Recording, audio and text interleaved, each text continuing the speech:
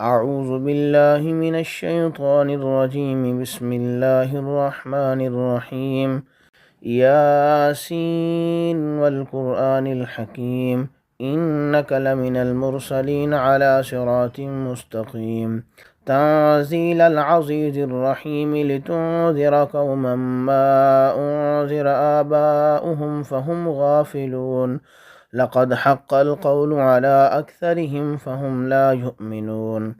إنا جعلنا في أعناقهم أغلالا فهي إلى الأذقان فهم مكمهون وجعلنا من بين أيديهم سدا ومن خلفهم سدا فأغشيناهم فهم لا يبصرون وسواء عليهم أأنذرتهم أم لم تنذرهم لا يؤمنون إنما تنذر من اتبع الذكر وخشي الرحمن بالغيب فبشره بمغفرة وأجر كريم إنا نحن نحيي الموتى ونكتب ما قدموا وآثارهم وكل شيء أحصيناه في إمام مبين واضرب لهم مثلا أصحاب القرية إذ جاءها المرسلون إذ أرسلنا إليهم اثنين فكذبوهما فعززنا بثالث فقالوا إنا إليكم مرسلون قالوا ما أنتم إلا بشر مثلنا وما أنزل الرحمن من شيء إن أنتم إلا تكذبون قالوا ربنا يعلم إنا إليكم لمرسلون وما علينا إلا البلاغ المبين قالوا إنا تطيرنا بكم لئن لم تنتهوا لنرجمنكم وليمسنكم منا عذاب أليم قالوا طائركم معكم أئن ذكرتم بل أنتم قوم مسرفون وجاء من أقصى المدينة رجل يسعى قال يا قوم اتبعوا المرسلين اتبعوا من لا يسألكم أجرا وهم مهتدون وما لي لا أعبد الذي فطرني وإليه ترجعون أأتخذ من دونه آلهة إن يردني الرحمن بضر لا تغني عني شفاعتهم شيئا ولا ينقذون إني إذا لفي ضلال مبين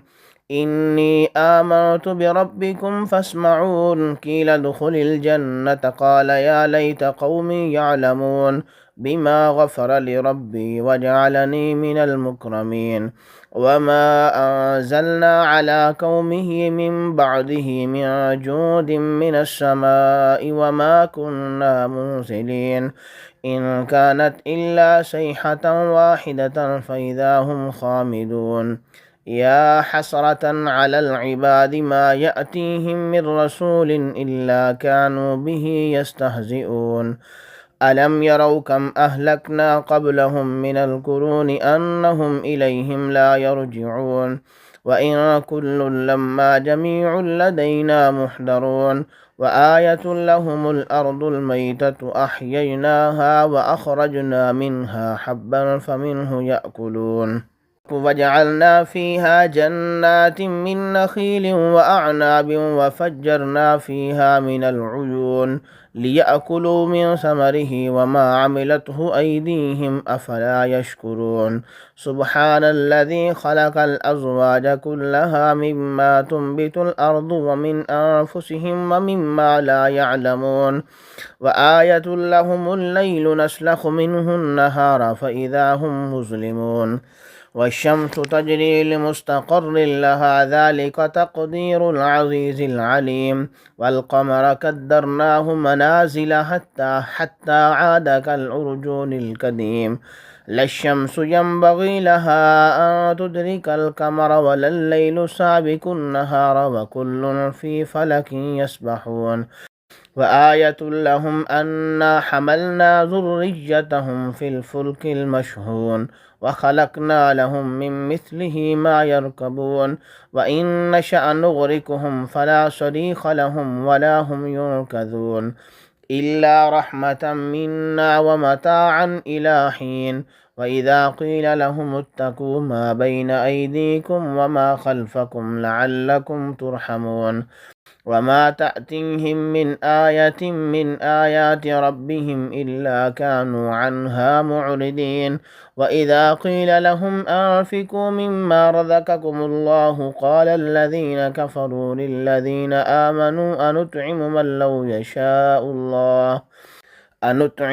لو يشاء الله أطعمه إن أنتم إلا في ضلال مبين ويقولون متى هذا الوعد إن كنتم صادقين ما ينظرون إلا صيحة واحدة تأخذهم وهم يخصمون فلا يستطيعون توصية ولا إلى أهلهم يرجعون ونفخ في الصور فإذا هم من الأجداث إلى ربهم ينسلون قالوا يا ويلنا من بعثنا من مرقدنا هذا ما وعد الرحمن وصدق المرسلون إن كانت إلا صيحة واحدة فإذا هم جميع لدينا محضرون فاليوم لا تظلم نفس شيئا ولا تجزون إلا ما كنتم تعملون